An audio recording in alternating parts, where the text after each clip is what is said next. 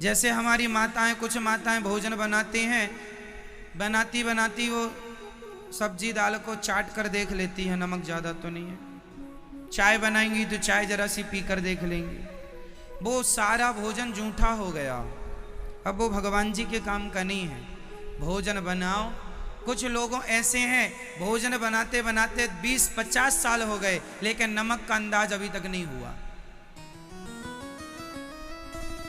अरे बार बार चाटने की क्या जरूरत है कि नमक ज्यादा है कि कम है? आप सालों से भोजन बना रहे हैं, इतना भी अंदाजा नहीं है। जो बना रहे हैं बनाइए, भोग लगा के फिर उसे ग्रहण कीजिए। एक थाली में आप लोग भोग कैसे लगाते हैं? कई लोगों को भोग लगाना भी नहीं आता। भोग कैसे लगाना चाहिए? एक थाली लो जो भगवान की विशेष थाली हो, विशेष बर्तन भगवान जी का ही हो,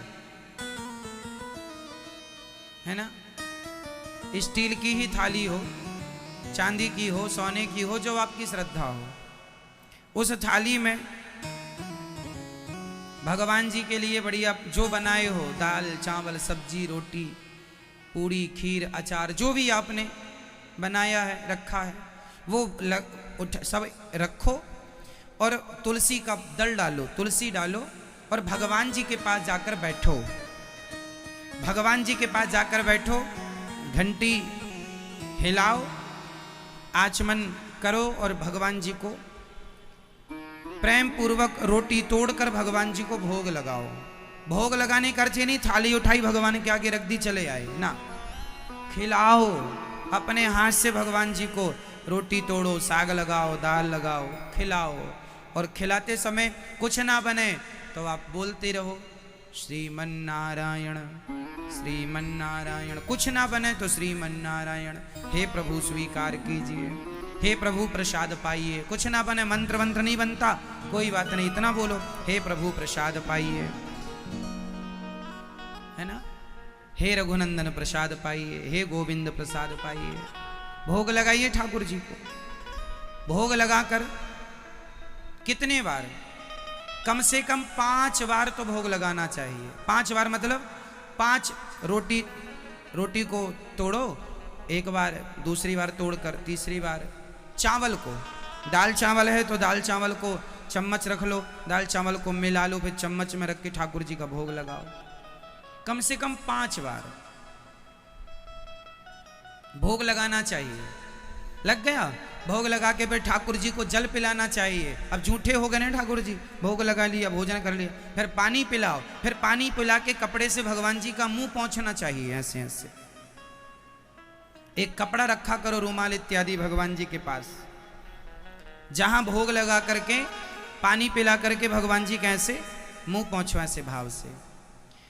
तो ये सब भोग, ये भाव की चीजें हैं। अब आप लोग क्या करते हैं, बनाए भोजन जाके रख दिया, भगवान तुम खाते रहना।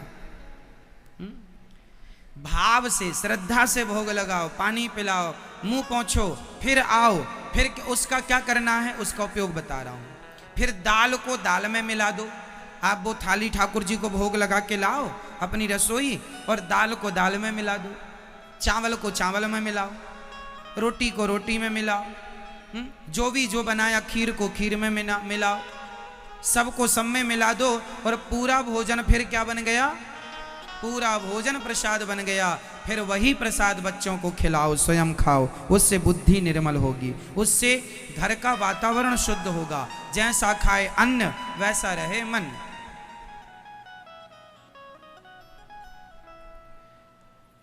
अपने लिए भोजन कभी नहीं बनाना चाहिए, अपने लिए चंदन नहीं घिसना चाहिए, अपने लिए भोजन नहीं बनाना चाहिए। भोजन सदा किसके लिए बनाओ? भगवान जी के लिए।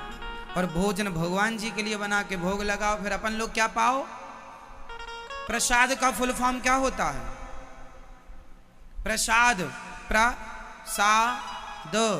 प्रसाद का अर्थ है प्रा मतलब प्रभु के, सा मतलब साक्षात, दा मतलब दर्शन। प्रभु के साक्षात दर्शन का नाम प्रसाद है। हमारे यहाँ प्रसाद की बड़ी महिमा है, प्रसाद की बड़ी महिमा। जो भगवान को समर्पित हो गया वह अमृत हो गया। इसलिए ऐसे जब आप लोग बच्चों का टिफिन बनाती हो मैया, तो बच्चों का टिफिन भी बनाया करो। तो पहले तो ये याद रखो कि आपको बिना नहाए नहीं जाना रसोई में। शुद्धि बहुत जरूरी है। जैसी राखे शुद्धि, बोलो आगे आप।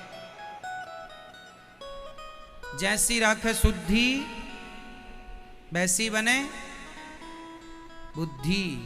हाँ, शुद्धि से क्या होती है मैया? बुद्धि।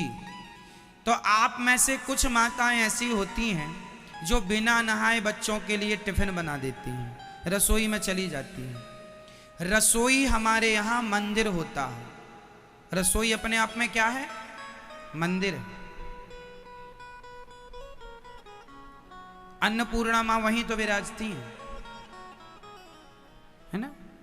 इसलिए रसोई में शालिग्राम भगवान गंडकी नदी में क्यों रहते हैं, इसकी कथा। ये जो गंडकी नदी है, बच्चों के लिए टिफिन, ये गंडकी पिछले जन्म में कौन थी? हमने सुना गुरुजनों से कि गंडकी पिछले जन्म में लगी रोटी बच्चों, गंडकी नाम की एक वैश्या थी। बच्चे प्रसाद पाएं। वह रोज किसी ना किसी पुरुष को अपने पास बुलाती थी। एक दिन उसके घर के सामने से कोई संत गुजरे, तो संत को देखकर वैश्या का मन थोड़ी देर के लिए पवित्र हो गया। चरणों में जाकर गिर पड़ी, महाराज मैं बहुत बड़ी पापनी हूँ, मैंने बहुत पाप किया है, मेरा काम केवल शरीर का व्यापार है। बच्चों को भगवान क्या मुझ जैसी अभाग्नी, मुझ जैसी पापनी का भी क्या उद्धार संभव है? उसमें प्रणाम करवाओ। संभव है? ठाकुर जी को है ना प्रणाम करके। तब संत ने दयावश कह दिया, ठीक है, जाओ प्रसाद लेकर, तुम्हारा उद्धार हो सकता है, टिफिन लेकर, कल्याण हो जाएगा। बोले महाराज उपाय क्या है? एक उपाय है, तुम आज से ये वैश्यावृत्ति छोड़ दो और सवेरे से शाम तक भगवान के नाम का जाप करो, तुम निर्मल हो जाओगी। वैश्या ने कहा, महाराज मैं भगवान का नाम तो जप सकती हूँ, ये ठीक है, पर मैं अब पुरुषों की आदी हो चुकी हूँ, अब मैं किसी पुरुष के बिना रह नहीं सकती, मेरी आदत हो गई है, अब मैं ये वैश्यावृत्ति छोड़ नहीं सकती। कोई ऐसा उपाय बताओ कि मैं वैश्या ही रही जाऊं और मेरा उद्धार भी हो जाए। आजकल आदमी नहाता नहीं। अब संत के लिए तो ये बात बड़ी कठिन है। अच्छा वो ये समझने को तैयार थी कि तू नाम जपेगी, ठीक है मैं नाम जप नहाएंगे, पर पुरुषों का संग करते करते अब मैं आदी हो गई हूँ इन चीजों की, छोड़ा नहीं जाएगा। कोई उपाय और बताओ। तब संत ने उपाय दूसरा बताया। संत जी ने कहा, तो सुन, सूर्य अस्त होने के बाद फिर भी नहीं तेरे घर में जो पुरुष आ जाए उसे तू अपना पति समझ करके उसकी सेवा करेगी। यदि तू उसे अपना पति समझकर सेवा करेगी तो तू पतिव्रता नारी बन करके परम धाम को प्राप्त कर लेगी। हाँ महाराज ये ठीक, शारीरिक शुद्धि और मानसिक शुद्धि। अब वो रोज सूर्य अस्त के बाद जो भी पुरुष आता और भीतर की उसे वह अपना पति जानकर उसके नाम का सिंदूर माथे पे लगा लेती, उसके पांव धोती, उसकी सेवा करती, आरती उतारती इस भाव से कि ये मेरे पति हैं एक रात के लिए, और वह अपने पति की तरह व्यवहार अपने उस पुरुष से करती। और सवेरा होता वो पुरुष चला जाता, कल दूसरा पुरुष आता, फिर उसके साथ वो वही व्यवहार करती। करते करते करते समय बीत गया। चूंकि उसने संत और गुरुजनों की बात पर यकीन किया है। एक बात बताऊं, आपने अपने जीवन में कभी भी अपने गुरु वचनों पर विश्वास किया है तो गुरु वचनों पर विश्वास करके उन वचनों का पालन कर लोगे तो भी परमात्मा की प्राप्ति होगी ही होगी, तुम कितने भी अपवित्र क्यों ना हो, क्योंकि तुमने गुरु वचनों पर विश्वास किया है और विश्वास ही फलदायक। उसने वो भले वैश्या थी, नाम था गंडकी, भले वैश्या थी, परंतु उसने अपने गुरु वचनों पर विश्वास किया। रोज भगवान का नाम जपती और जो पति आ जाए पति समझकर उसकी सेवा कर। गंदगी होगी, आप जैसे शौच के बाद नहाएंगे करते करते बहुत दिन बीत गए। दो चीजें, एक दिन भगवान को लगा कि इसने गुरु वचनों पर एक सकारात्मक विश्वास किया है, चलकर किसे कृतार्थ करना ही पड़ेगा।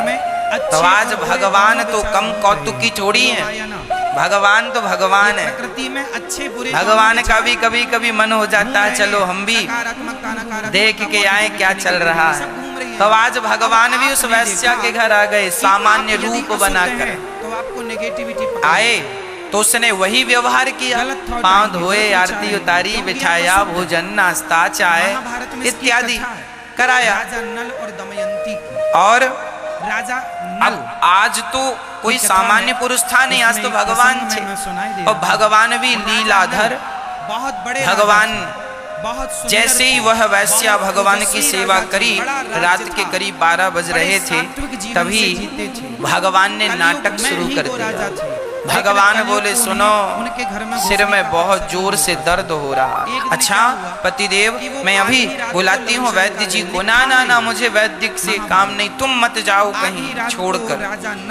सवेरे 4 बजते बजते तो भगवान ने मरने का नाटक कर लिया, भगवान मर गए।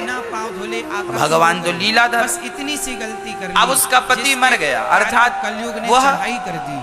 जब पति मरा तो वह वैश्या सोची मेरे पति मर गए।